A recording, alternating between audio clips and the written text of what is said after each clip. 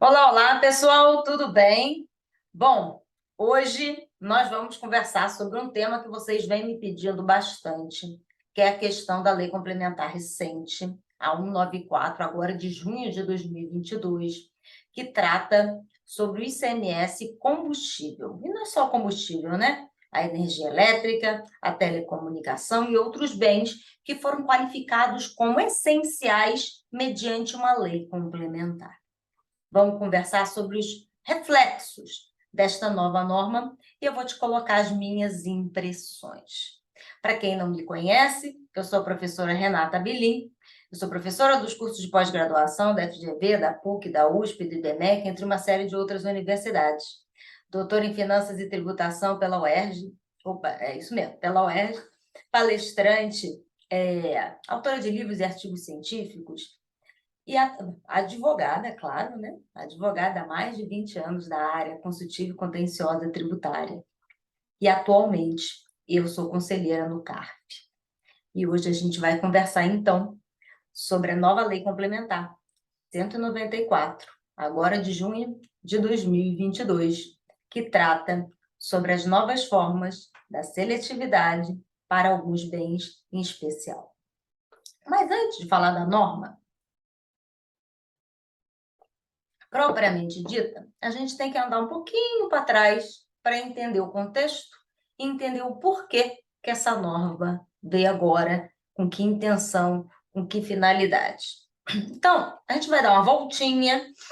Alguns anos atrás, a gente sabe, vamos pegar lá a Constituição de 88, ou seja, muitos anos atrás, por que que essa realidade da energia, principalmente da telecomunicação, que o Supremo, inclusive, já avaliou, vou passar por isso, por que que se discute? Por que que a seletividade desses bens altamente necessários para o desenvolvimento de uma coletividade são tão importantes para fins de tributação no ICM?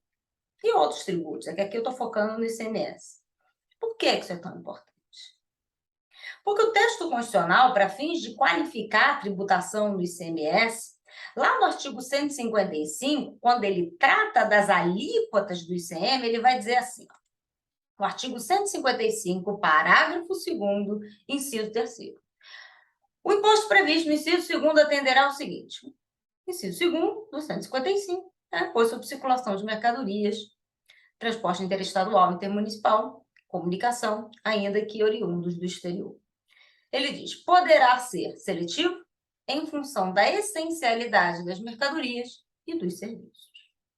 Então, ele diz aqui: poderá ser seletivo.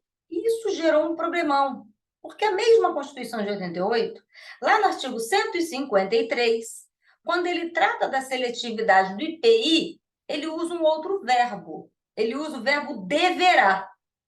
Então, peraí, dever é obrigação, poderá é uma faculdade. Não são verbos idênticos. Se o constituinte quis nomear de forma diferente, porque eu não estou tratando de forma igual.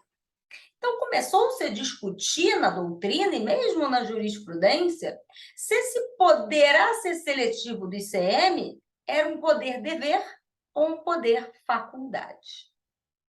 A jurisprudência dos órgãos já não é de hoje, há muito tempo atrás, já definia e já vinha nos trazendo que essa seletividade para fins do ICM, ela de fato era facultativa. Não era um poder dever, é um poder literalmente faculdade. O que a jurisprudência até então não tinha enfrentado era, em um Estado XPTO, ter escolhido obter ou qualificar na sua lei interna a seletividade. O que é ser seletivo? O que é uma alíquota seletiva? São alíquotas diferentes para determinadas realidades. Quando você tem o IPTU, por exemplo, você pode ter uma alíquota de 3% para residencial, uma alíquota de 2% para o não edificado, para o terreno. Então, todos os terrenos terão 2%, todos os edificados serão 3%, seletividade. Quando você gradua ali dentro a alíquota, que vai de 0 a 3, em razão da base de cálculo daquele bem edificado, aí você tem uma alíquota progressiva e seletiva. O não edificado, eu falei que era 2, né? Então, de 0 a 2 pode ter uma graduação ali, dependendo do tamanho da gleba, para pagar mais ou menos, de acordo com o valor da base de cálculo. Aí vai depender do que disser a lei do município. Estou dando um exemplo aqui de IPTU, para a gente entender o conceito. Progressividade são alíquotas aumentando à medida que aumenta a minha base de cálculo. Não é disso que eu estou falando, a gente está falando de seletividade. Alíquotas diferentes para determinadas realidades. E quando o Estado, dentro da sua legislação, escolhe alíquotas diferentes para determinadas realidades, por exemplo, a alíquota para produtos em geral, 18%, 16%, 17%, 19%. Energia elétrica, 25%. Arma de fogo, 28%. Combustível, 29%. Então, você cria ali uma disparidade, uma seletividade para determinados nichos daqueles produtos, daqueles mercadorias e daqueles serviços. A partir do momento que eu adequo dentro do meu estado, e a maioria dos estados é assim, eu adotei a seletividade. Eu podia e fiz.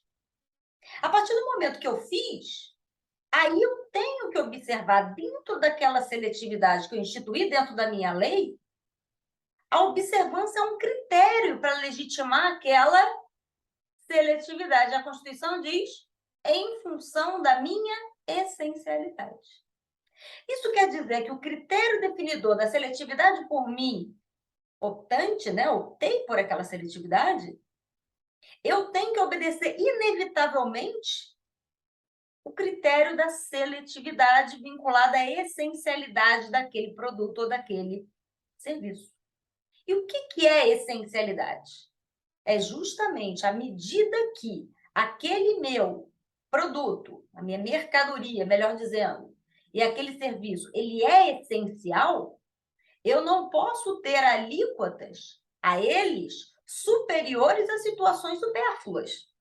Porque o supérfluo deve ser tributado de forma mais gravosa do que o essencial. A medida, o critério é a essencialidade, em razão da minha essencialidade. Quanto mais supérfluo, mais eu tributo. Quanto menos supérfluo, mais essencial, menos eu deveria tributar. Então, a CELEUM, ela girou em torno exatamente disso.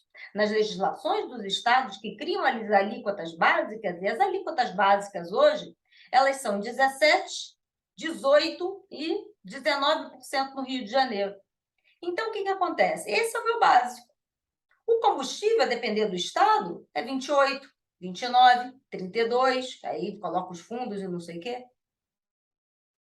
A energia elétrica também variava. Tinha estado que era 18%, tinha estado que era 28%, 29%, 30%. Então, dentro daquilo que eu obtive, dentro daquele meu estado, quando eu crio alíquotas diferentes para determinadas realidades, eu tenho que avaliar se aquele discrimen, se aquela seletividade, ela obedeceu ou não ao critério da essencialidade. Foi exatamente isso que o contribuinte buscou junto aos tribunais, não para a questão se a seletividade é facultativa ou não é. Já sabe que é facultativa. A Constituição já colocou o poder e o poder, faculdade já acabou. Agora, essa seletividade, uma vez implementada por mim, Estado, ela está violando o meu critério norteado pela própria Constituição, que é a essencialidade? O que justifica um brinquedo custar 18% e a energia elétrica, que ninguém vive sem, 28%? O que justifica um bem fuleiro qualquer? Ser 18%. E a telecomunicação, que é essencial, custar 29%. O combustível custar 30%, 28%, 29%. Será que isso obedece ao princípio da essencialidade, que é o subprincípio aqui da seletividade? Será que isso é constitucional? Então, grandes contribuintes, começou com energia elétrica e telecom, combustível guarda. Aí vem aqui, telecom e energia elétrica. Lembrem que o ICMS ele é um tributo indireto, ele repercute, eu já falei isso aqui, vamos lembrar, ele é um tributo que repercute no consumidor final. O valor que eu pago dentro do bem que eu adquiri, mercadoria ou aquele serviço, quando eu adquiro aquilo, o ICMS está ali dentro e eu suporto o ônus do pagamento do tributo. O nosso sistema legislativo, ele criou, ou pelo menos ele absorveu na nossa legislação, a história de que o contribuinte no tributo indireto é quem vende. Mas quem suporta aquela carga tributária, teoricamente, não é ele, sou eu, porque ele repassa, por força legal, no preço para mim. Então, de novo, se eu tenho um produto de R$ 1.000, 180 ali numa alíquota 18, fazendo uma conta redonda, é tributo, é ICM. A mercadoria, ela custa 820, mais 180 do tributo dá um total de 1.000 que eu paguei, que está ali dentro aquele 180. Então, o contribuinte de direito, aquele que a lei determinou que, caso ocorra o fato gerador, ele que tem que pagar, aquele que realizou a operação de circulação de mercadoria, comerciante, ele é o contribuinte, ele que vai recolher aos cofres públicos, se ele for o responsável. Se não tiver nenhuma substituição tributária, que pode complicar ainda mais a celeuma. Nós vamos simplificar, esquece a ST. Ele pagou. Se ele pagou, ele repercute no preço, sou eu que estou pagando.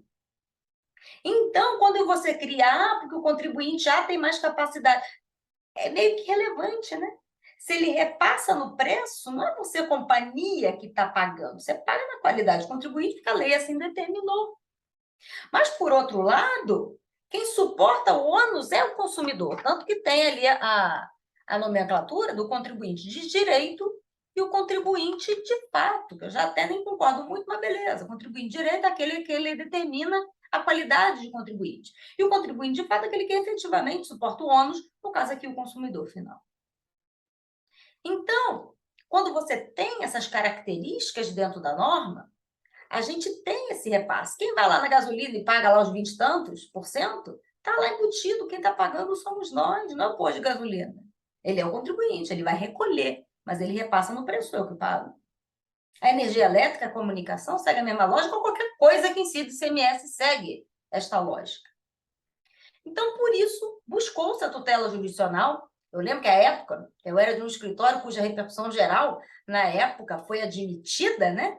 Que trabalhou-se todo esse contexto da seletividade, muito bem escrita, por sinal, a peça, não é à toa que chegou no âmbito, e a gente teve o RE 71.4139 de Santa Catarina, no qual foi reconhecida a repercussão geral no tocante à constitucionalidade das alíquotas daquele estado, porque esse era de Santa Catarina, que tratavam das alíquotas seletivas, ou seja, lá era 17% no básico e 25% para energia e telecom.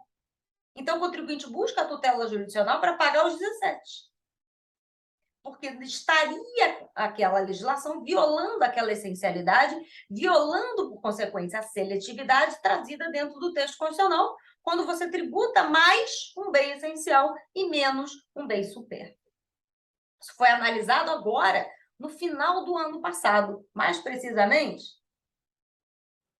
no dia 17 de dezembro de 2021. Eu lembro bem, a análise do tema 745, anota, tema 745. Eu lembro bem porque a gente estava concluindo a primeira turma do curso de teses, tanto que teve a aula bônus depois para tratar dessas questões cujo curso já tinha acabado. E era importante trazer, dentro daquilo que nós estudamos, essa evolução jurisprudencial.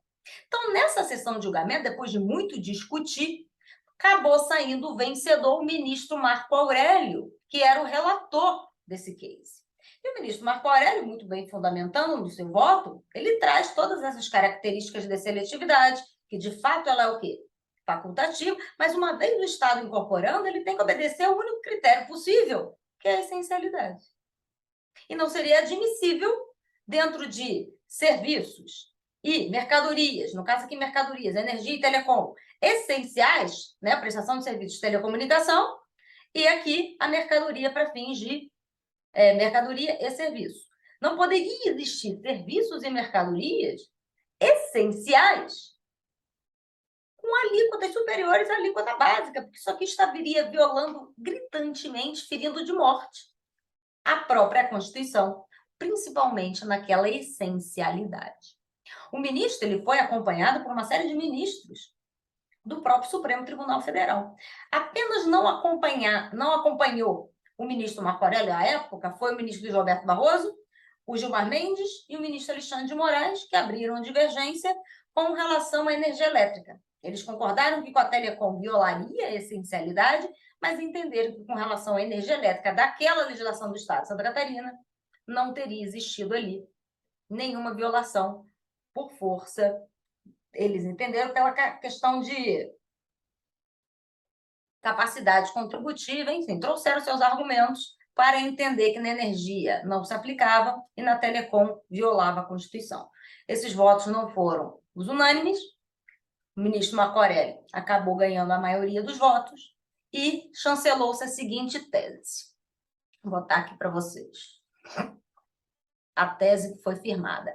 Adotada pelo legislador estadual, a técnica da seletividade, ou seja, adotada pelos, quer dizer que é faculdade, adotada pelo legislador estadual, a técnica da seletividade em relação ao ICMS, discrepam do figurino constitucional alíquotas sobre operações de energia elétrica e serviços de telecomunicação, perceba que eu não estou falando de combustível, energia elétrica e telecom, em patamar superior ao das operações em geral, considerada a essencialidade dos bens e dos serviços. Naquela sessão não foi modulado os efeitos da decisão.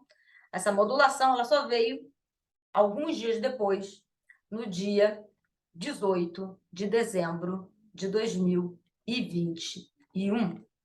Então, veio logo na sequência, no dia seguinte, o tribunal, por maioria, ele resolve o quê? Modular os efeitos da decisão para, então, qualificar. Lembro que, no primeiro momento, o ministro Dias Toffoli, ele disse que a modulação poderia ser para o exercício de 2022. Aí, depois, teve toda uma questão, né, com relação às conversas entre as procuradorias, a perda de arrecadação, e entendeu-se, então, e já agora, no finalzinho de 2021, em dezembro ainda, no dia 18, isso foi publicado em março de 2022, essa modulação, para que passasse a produzir os efeitos da decisão de inconstitucionalidade do Supremo a partir do exercício de 2024. Então, isso quer dizer que até 2024 continua-se a pagar as alíquotas definidas no seu estado, 28, 29, 30, seja lá quando for. Mas, a partir do exercício de 2024, vai passar a ser a alíquota básica, 18, 17, 19, a alíquota básica do seu estado. Modulou-se os efeitos para 2024, mas ressalvou-se o direito daqueles que ajuizaram as ações até o início do julgamento de mérito desse case, que se deu no dia 5 de fevereiro de 2022. Então, aqueles contribuintes que buscaram a tutela jurisdicional até o dia 5 de fevereiro de 2021, 5 de fevereiro de 2021, eles têm o direito a repetir o indébito dos 5 anos anteriores e dali em diante, eles ressalvam-se ao seu direito, aos ressalvados direitos de ação daqueles que ajuizaram a ação. Aqueles que nada fizeram só vão fruir aqueles efeitos a partir do exercício de 2024. Então, ressalvadas as ações ajuizadas até a data do início, nos termos do voto do ministro Dias Toffoli, que foi ele quem deu ali o voto com relação à modulação dos efeitos. O voto vencedor, nesse caso, foi do Dias Toffoli, nesse sentido. Exercício de 2024, modula aí 2 anos, sabe-se que é inconstitucional, mas vai pagar errado mesmo assim, tudo bem. E para aquelas empresas que, ou pessoas físicas, seja lá quem for, que tivessem ajuizado aquelas ações até o dia 5 de fevereiro de 2021, ficaram ressalvadas desta regra. A coisa passou, e é importante que vocês tenham em mente aqui que o artigo 927 do Código de Processo Civil, o que ele diz? Que as ações decididas em repercussão geral, que foi o caso, ela vincula o Poder Judiciário. Ela não vincula o administrador, ela não vincula o legislativo. A legislação declarada incondicional foi de Santa Catarina. Eu tenho mais quantos estados aqui? A gente tem 26 estados mais o Distrito Federal, então ainda faltam 26 legislações para serem analisadas. As legislações, elas discrepam. Na realidade, praticamente fazem a mesma coisa em outras situações, mas elas devem ser analisadas. Aí, então, foram ajuizadas uma série de ações declaratórias de inconstitucionalidade em face às legislações estaduais de cada um desses estados que previam. Eu vou te dizer, arrisco a dizer que sejam ADIs de todos esses estados. E nesse cenário, começou a tramitar dentro do Congresso Nacional um projeto de lei que ele criava uma lei complementar para o quê? Para definir o que era essencial, tirando do Estado, teoricamente, a liberdade de definir o que é e o que não é. Mesmo depois do Supremo, o Supremo já tinha definido isso aí, para avaliar, ó, o Supremo já disse que isso aqui respeita a essencialidade. Então, o presidente, ele promulgou a Lei Complementar 194. Então, aqui, a gente tem a Lei Complementar 194, que vai tratar do quê? Vai incluir o artigo 18A ao Código Tributário Nacional. O que diz o artigo 18A, incluído pela Lei Complementar 194, de 23 de junho de 2022?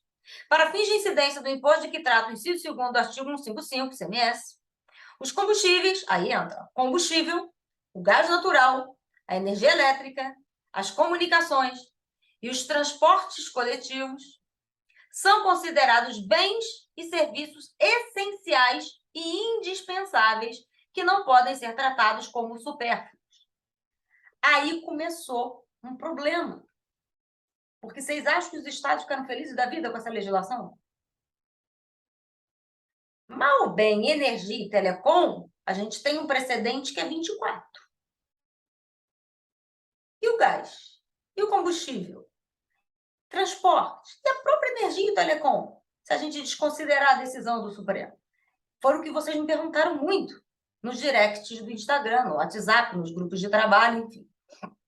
Outro ponto importante, o artigo 18A, ele diz, incluído ao Código Tributário Nacional por uma lei complementar, combustível, gás natural, energia elétrica, comunicações e transporte coletivo são considerados essenciais e indispensáveis, não podendo ser tratados como supérfluos. Parágrafo único. Estou lendo aqui agora. É vedada a fixação de alíquotas sobre as operações referidas no caput, combustível, gás, energia, comunicação e transporte coletivo, em patamar superior à das operações em geral, que foi exatamente o que o Supremo disse para energia e telecom. Aí depois, é facultado ao ente federativo competente, ao Estado, a aplicação de alíquotas reduzidas em relação aos bens, combustível, gás, energia, transporte, comunicação, como forma de beneficiar os consumidores em geral. O que ele está me dizendo? Você não vai, dentro desses bens e serviços, poder tributar numa alíquota superior ao básico, 18. Mas se você quiser colocar uma alíquota menor, para você gerar uma capacidade contributiva ali, obedecendo a capacidade para alguns tipos de consumidor, ou seja, aquele consumidor que consumiu X quilowatts de energia, está pagando 12. No estado de Santa Catarina era assim, era 12,25. 17 no básico, 25, e para quem consumia um pouco menos, obedecendo a capacidade, era 12. Então, o que ele está me dizendo aqui? 25 não dá, você tem que obedecer o básico. 17%. Isso não é supérfluo, isso é essencial, é indispensável. Alíquota básica, 17. Mas você pode estabelecer alíquotas inferiores como forma de beneficiar os consumidores em geral, que foi esse grupo aqui que talvez gerasse aqui um pouco menos, ou que obedecesse, para você tentar aqui gerar capacidade contributiva. Então, aqui a lei permite, isso aqui é essencial, não pode ser inferior, mas é possível a aplicação de alíquota reduzida como forma de beneficiar os consumidores em geral. Aí foi um furdunço, gente. Semana passada, aliás, nos últimos 15 dias, todo mundo está falando desse troço. Por isso que eu resolvi gravar para esclarecer isso aqui para vocês. E aí começou a pipocar um monte de ADI em face a esse dispositivo incluído ao CTN, porque entenderam os estados, em geral, que esse dispositivo incluído, ele violaria o Pacto Federativo. Ora, você está ingerindo-se na minha autonomia. O Pacto Federativo é cláusula pétrea. Não é possível sequer uma emenda constitucional que tenda a abolir o Estado Federativo, o Pacto Federativo. Então, uma lei complementar que fixe o que é essencial, o que não é, fere a autonomia do Estado. Não é essa a função da União como ente nacional para definir essas categorias. Então, aquele dispositivo discreparia do Pacto Federativo, imiscuindo-se na competência dos Estados. Pelo menos foi isso, né? Dentro das ADIs ajuizadas, o que a gente tira delas é exatamente isso, que ela violaria a autonomia dos entes e, consequentemente, o Pacto Federativo, né? Porque a lei complementar, ela não poderia definir quais bens e serviços seriam ou não considerados essenciais. Outra questão importante é que a Lei Complementar 194, que trouxe essa questão que a gente está tratando, ela vai dizer que ela entra em vigor na data da sua publicação. Aí foi outro furdunço. Então, primeiro, a Lei Complementar ela pode estabelecer isso? Primeiro ponto. Segundo ponto, em podendo, ela entra em vigor na data da sua publicação. Isso quer dizer que tudo que você fez pelos seus clientes agora vai por água abaixo? Perde o objeto, a sua ação? E a decisão do Supremo com relação à energia e telecom? Será que tem que reduzir a alíquota do combustível amanhã? Como é que fica isso? Então, começaram a surgir aqui uma série de dúvidas que eu vou tentar te responder dentro da minha percepção com relação a essas questões. Então, foi trazido a questão do Pacto Federativo. A questão aqui, né, se você interpretar literalmente a Lei Complementar 194, ela entra em vigor na data, então, teoricamente, os estados teriam que imediatamente, né, adequar as alíquotas de ICMS para esses bens e para aqueles serviços, né? Enfim. Mas, vamos ver o que vai acontecer. Aí, a primeira ação ajuizada foi a DPF, né? A DPF 984, a DPF 984, cujo relator foi o ministro Gilmar Mendes. Ela foi ajuizada pelo presidente da República, presidente Jair Bolsonaro, e ela questiona as leis estaduais que majoram as alíquotas de ICMS no tocante aos combustíveis em percentagens superiores ao básico. Porque energia e telecom, meus caros, a gente já tem a decisão do Supremo. Essa DPF, ela trata especialmente dos combustíveis, questionando a legislação que colocam as alíquotas daqueles combustíveis acima da alíquota básica. A ADI. Aí depois teve uma segunda ADI, que é a 71, primeira DPF, perdão, a segunda é a 7164, cujo relator é o ministro André Mendonça, que ela discute aqui propriamente o quê? O convênio 16 de 2022, que ele regulamentou a Lei Complementar 194, que veio agora em junho. Então, tudo muito rápido, né, gente? O convênio, nesse meio tempo, ele foi revogado. Então, a ADI entrou para questionar o convênio que regulamentou a 194, a Lei Complementar. Foi distribuído para o André Mendonça, que, aliás, ele determina a uniformização das alíquotas de ICMS incidentes sobre combustíveis. E, liminarmente, já definiu, resolve aí.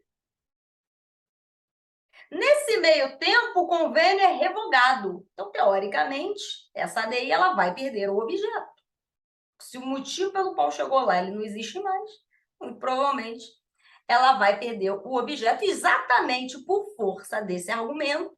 Tem uma outra ADI, esse aí trazida pelos estados, também de relatoria do ministro Gilmar Mendes aqui, que é a ADI 7191, que os estados, então, aqui estão questionando o dispositivo da lei complementar que trata diretamente sobre esse assunto, que é o artigo 18, que incluiu o artigo 18A ao Código Tributário Nacional, a questão da seletividade, se ela podia ou não podia definir o que é, o que não é seletivo, né? Que altera a cobrança do ICMS no tocante aos combustíveis. E aqui eu estou centrando no combustível porque telecom e energia a gente já sabe. O combustível ainda não se discutiu. Embora eu concorde que está a mesma linha da energia e comunicação, o STF e o STJ nada se pronunciaram ainda especialmente sobre esse tema. Então, o presidente da República correu para pedir que eles adequem na DPF. Os estados, opa, isso aqui é inconstitucional, você não pode fazer isso. Nesse meio tempo, teve um regulamento por convênio, outra ação foi proposta em face àquele convênio, que hoje não existe mais. E justamente nessa seara é que, na ADI 7191, foi solicitado ao ministro Gilmar Mendes, então relator, que derrubasse a liminar antes concedida pelo ministro André Mendonça, lá naquela outra ADI, né, que atacava o convênio, justamente para não gerar esse desconforto agora entre os estados, até se saber, eventualmente, o que é, o que não é, porque agora a coisa está meio que no limbo, já que as ações estão aí, não se sabe exatamente o que vai acontecer. E aí, nós tivemos uma quarta ação. Então, a DPF, vamos lá. A DPF, primeira do Gilmar Mendes, que está tratando de uma ação demandada pelo presidente da República para questionar as leis dos estados no tocante às alíquotas acima do máximo do combustível. Depois, você tem uma ADI que questiona o convênio que regulamenta a 194, que foi para André Mendonça, que deu a liminar. Depois você tem uma outra ADI dos estados, do colégio lá que representa os estados, para declarar a inconstitucionalidade do dispositivo da lei complementar 194, que viola a Constituição do tocante aos combustíveis e todo o resto, porque ela não poderia definir o que é essencial ou não, notadamente com relação ao combustível. E pede para cair a liminar deferida naquela outra ADI pelo ministro André Mendonça. E aí a gente tem uma outra ADI, que é a 7195, essa de relatoria da ministra Rosa Weber, em que os estados e o Distrito Federal pediram para que, na época, pediram que fosse distribuída por dependência do ministro Gilmar Mendes, o que não foi acatado e acabou caindo no colo dela. Então, a gente tem essa loucura agora sendo discutida. Será, então, que eu Estado, me adequar agora para energia, combustível e telecom? E a decisão do Supremo? Fica como? E a minha lei interna? Fica como? Vamos tentar responder a algumas destas perguntas, né? Enfim, na minha opinião, isso tudo é minha opinião, tá? No tocante à energia e telecom, nós temos um precedente de repercussão geral, Supremo Tribunal Federal, que diz que tem uma modulação de efeitos para 2024. Então, na minha opinião, a lei não suplanta uma decisão do Supremo, ainda mais desse calibre.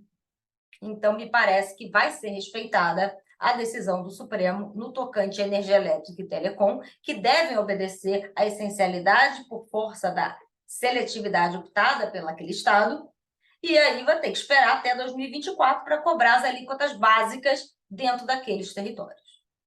Primeiro ponto. Agora, com relação a combustível, a gente não pode esquecer, gente, que existem as legislações internas dos estados que prevêem as alíquotas majoradas. É a opção dele, ele colocou, elas não foram ainda declaradas inconstitucionais. Tudo bem que quando você vem uma norma posterior e diz, olha, não pode ser assim, ocorre o fenômeno da chamada inconstitucionalidade superveniente. Então, você deveria, você mesmo, por força do seu legislativo local, as assembleias legislativas, mudar. Mas está tendo essa loucura toda para se saber se esse dispositivo é constitucional ou não. Lembrando que, portanto, ainda existem as normas dos estados que prevêem as alíquotas anteriores. Então, para ser 17, 18, 19, primeiro o Estado, por meio da sua Assembleia Legislativa, ela tem que alterar a sua norma e, assim, então, começar a tributar de acordo com a alíquota nova. Então, calma, isso não é assim, não é imediato, na minha opinião. Outra situação importante aqui que a gente tem que levar em conta é, como eu falei aqui para vocês, as decisões do Supremo que já foram definidas.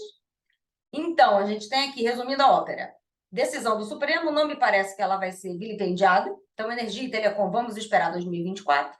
Lembre que existem as legislações dos estados interior dentro da sua legislação, que já está prevendo 28 e 29. Então, elas existem, não pode fingir que não existe aquilo ali. Ou o estado, de bom grado, vai mudar a sua legislação e vai adequar, o que não acredito que isso vai acontecer, tendo em vista essas 4 ações que estão perante o Supremo para analisar a funcionalidade daquele dispositivo. Então, acredito que isso não vai acontecer. E isso não é automático, gente. Não é porque a lei entrou em vigor na data da sua publicação, teoricamente, eles deveriam adequar por esse fenômeno ao que eu acabei de me referir, da inconstitucionalidade superveniente. Mas quando ainda não se tem segurança específica na norma que veio ontem, eu não me parece que isso vai acontecer, ou pelo menos não vai ser tão fácil assim. Então, a grande questão é, você que está aí, que está se sentindo lesado, talvez, dependendo do quantum que a gente está falando, né? Buscar, de repente, a tutela jurisdicional para vir declarada a inconstitucionalidade das alíquotas maiores para fins do combustível. Ainda mais depois dessa lei complementar que diz que é essencial. Principalmente as grandes empresas que consomem, né, grande vulto aí de combustível. Não estou dizendo que a pessoa física não possa, só não vejo muita razão, que é mais complicado, mas as grandes corporações que utilizam aquilo ali dentro da sua linha de produção, querendo ou não, é indireto, né? Se é indireto, eu que estou pagando. Então, se não é 24, é 17, eu tenho um valorzinho de 5 anos para trás e daqui para frente para pagar menos. E repetir o meu débito. Então, segura essa aí. Presta atenção no que está nascendo dentro desta questão. Aí, gente, para acabar aqui a história, recentemente, está tendo aí, tanto que agora não tem muito o que te dizer, teve um processo de conciliação em que estão tentando, olha só, vê se pode, isso aí às vezes não me entra na minha cabeça. Já tem as ADIs, as normas estão ali, não me parece que a Lei Complementar 124 seja inconstitucional, ela está de acordo com o que diz o texto constitucional, a Constituição diz que o tributo ele poderá ser seletivo e, em sendo, tem que respeitar a essencialidade. O que a lei complementar foi, se você resolver obter a seletividade, o que o Supremo já me disse, você tem que obedecer a essencialidade. E esses produtos aqui são essenciais. Então, não me parece que há ali a violação direta ao pacto federativo. A União também, ela serve para evitar conflitos de competências, né? Ela serve para fazer valer o texto constitucional. Quando a União ela edita uma lei complementar, ela não funciona como União Federal ente federativo. Ela funciona como nação brasileira. Ela funciona como o Brasil como um todo. Então, não há que se falar em pacto federativo aí. Eu não estou pegando a União Federal, ente público, ente, Estado, União, município, Distrito Federal, não. A União ali, ao editar essa lei complementar, ela está falando em nome da nação brasileira. Então, não me parece que ali haja uma violação direta ao Pacto Federativo do jeito que o Estado está pretendendo para que, então, se cancele os efeitos com relação aos combustíveis. Porque energia e telecom, a gente já sabe que isso já foi definido pelo Supremo. Então, existe essa proposta aí de conciliação, e a proposta é essa, vou dizer aqui para vocês. Por isso que eu fico irritada, né? Porque já tem lá, a lei ela é constitucional, tá tudo bem, vamos fazer proposta, acordo, diante de uma ação que está lá para discutir legalidade.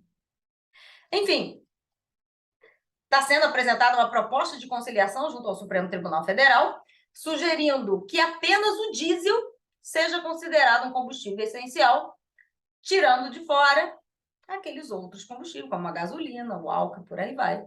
E estariam, portanto, só o diesel, que seria essencial, limitado à alíquota básica. Aí também, eles pedem o fim da ADI 7164, cuja liminar foi deferida pelo ministro André Mendonça, né? Porque o objeto dela não existe mais por força da revogação do convênio atacado pela ADI, e pede que seja aplicado com relação à energia elétrica e telecom a decisão do Supremo com validade para o exercício de 2024 e pede também a formação de uma comissão para a resolução de toda essa problemática. Então, meus caros, é essa loucura que a gente está vivendo aqui com relação à questão dos combustíveis. Com relação à telecom e à energia, como eu falei para vocês, não me parece que vai haver nada diferente daquilo que a gente já sabe, 2024. Os estados, então, estão buscando o direito deles, só não me parece que essas ações, se forem analisadas da forma como vieram, não me parece que há nenhuma inconstitucionalidade no tocante ao Pacto Federativo, como eu coloquei aqui, na minha opinião. As ações ajuizadas por vocês que versam sobre esses cenários não vão perder o objeto, até porque a lei veio agora e você está atacando a legislação do Estado que existe. E deve ser analisado todo aquele case.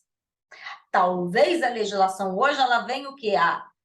A reforçar o seu argumento dentro de uma ação que você está discutindo alguma dessas situações, com relação a legislações de outros estados ou com relação ao próprio combustível.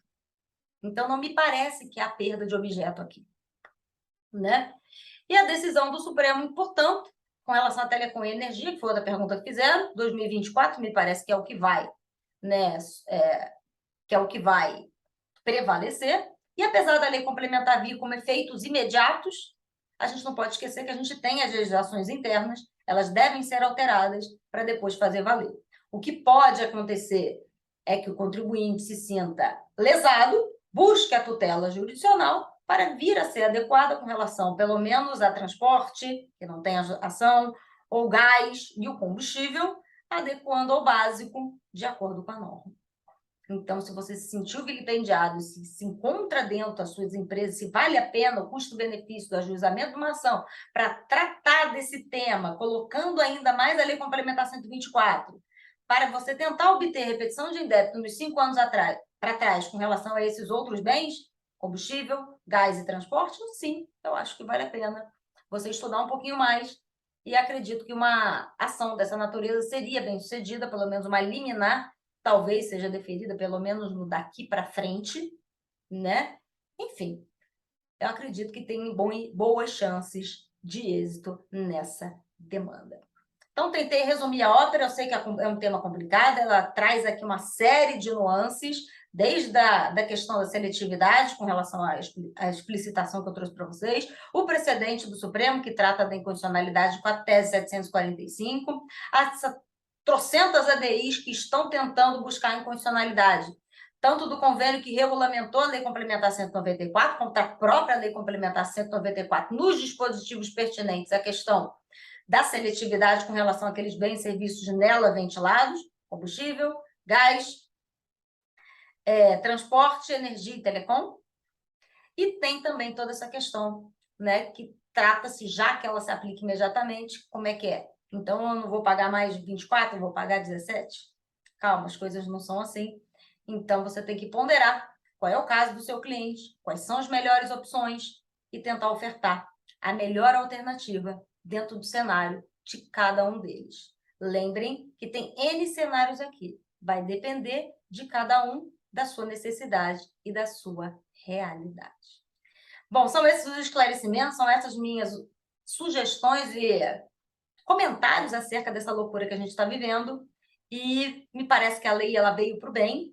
É muito bom que ela seja assim. E a gente tem que buscar os nossos direitos. Não me parece que é inconstitucional. E você tem uma bela oportunidade aí na sua mão. E esse tema, sim, muitos me perguntaram, estarão lá no nosso curso, na turma 3, de teses e oportunidades tributárias, que vai ser lançado agora em agosto. Então, fica de olho aí se você tem interesse em conhecimento dessa natureza. Bom, meus caros, se chegou até aqui, dá o teu like, aciona o sininho, se inscreva no canal, deixe o seu comentário, diz aí se foi esclarecedor, bota aí o que você quiser, bota sugestão de novos temas. Estou esperando ansiosa aqui pelo seu comentário. Me diz o que você acha que vai acontecer. Enfim, estou aqui para responder, se eu puder, todos os seus comentários e satisfazer em outros vídeos, quem sabe, outros temas trazidos por vocês. É isso, meus caros. Por hoje é só. Até o próximo.